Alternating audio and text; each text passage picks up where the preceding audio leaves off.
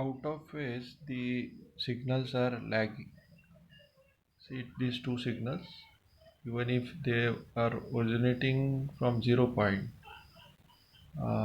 the dotted signal, that is VP signal, is 180 degree out of phase. So such signals are destructive. So subtraction of resultant vectors uh, voltage magnitude is done. Now signals, as or in algebra we could have two signals added or subtracted, even two signals could be multiplied, divided. That topic we are going to see in next coming topics, where we'll see the algebraic part of.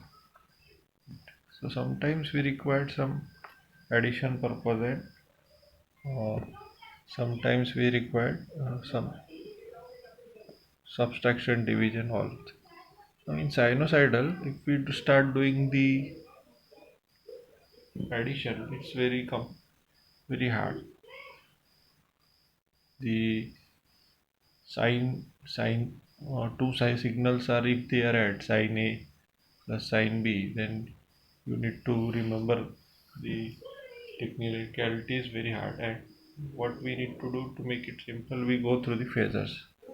Now first we'll draw VA and VB on phasor. So as VA is the reference, we are drawn over here. See, it has started from 0, and VB is 180 degree, so it will be from here 180 degree, that is starting from here VB, totally opposite direction. So resultant will be somewhat lesser value. How to draw a resultant, that we will see later. And this is good example of destructive signals, so they will be subtracting. Now in previous slides we have seen the in phase signal, where both are in same direction, so they are constructive. So resultant two signals, if let's say if they were both were voltages, then they will be adding, and constructive signal uh, will be giving the resultant as much higher. See these two voltages, they are starting at same point, same direction, so output would be greater than. Now this example, it was voltage and current, so we could not say in that case. Now as you are knowing in phase and output voltages, these two signals, if were voltages, then we could add and give a resultant. So addition is a good example of constructive signal, and subtraction, we the signals are get reduced. So in phase, out phase. Now we'll see the next part of our topic,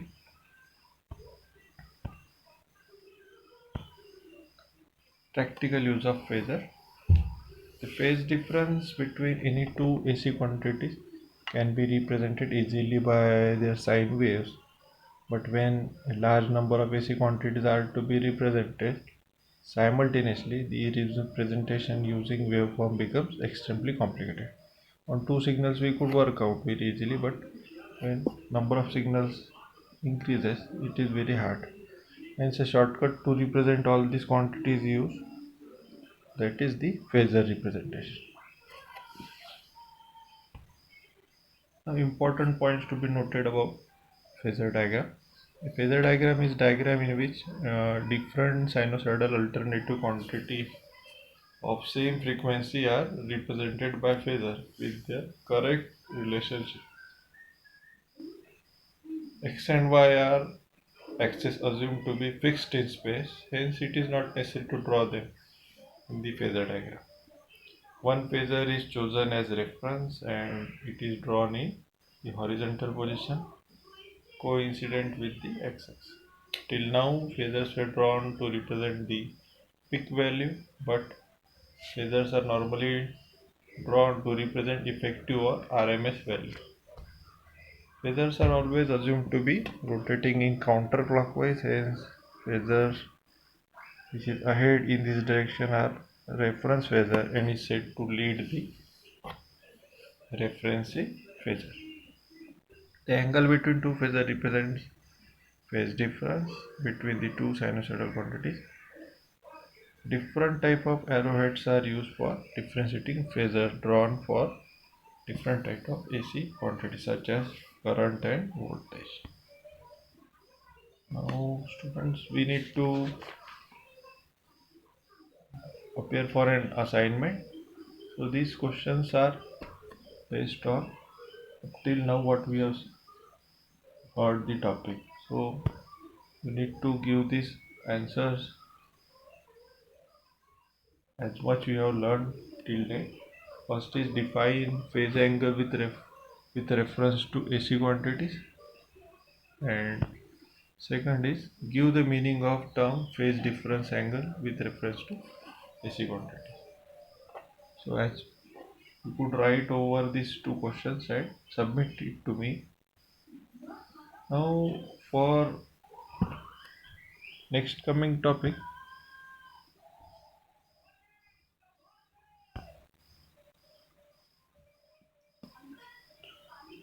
here are my email addresses and WhatsApp number. You could send the assignment over here also. Now we'll see how much uh, phasors you have still now understood. Some questions are over here which we'll answer while giving rapid fire. First of all, I will show you a diagram. On basis of that, you need to answer the questions. So, three diagrams I have selected. First one, identify the phasor lead relation between the reference to AC quantities. Now in this first diagram, you need to tell which part is leading and which is lagging. So you could try for the first diagram. See, phi is the angle between these two. This is an EM, that is energy magnitude. Similarly, IM, that is current magnitude. So up till now you have might answered the question. Let's see the answer part. Yes, EM is leading and IM is lagging. Similarly, now we'll see some more uh, two diagrams we will be saying.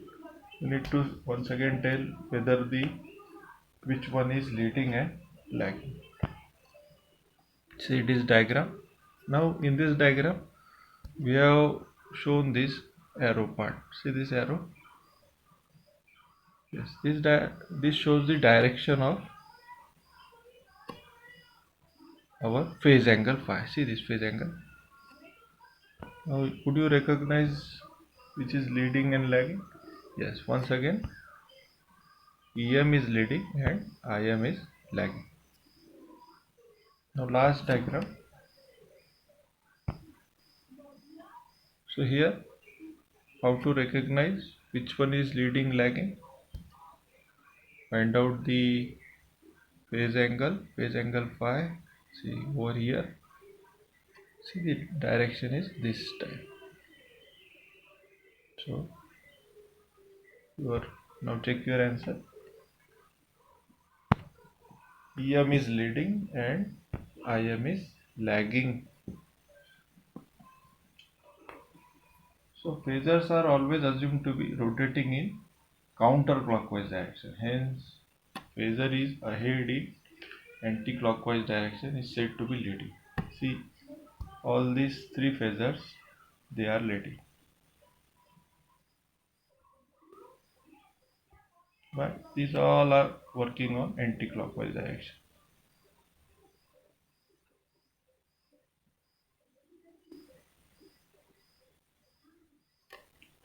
So first energy part will be our leading one and remaining will be the lag. So here we will conclude.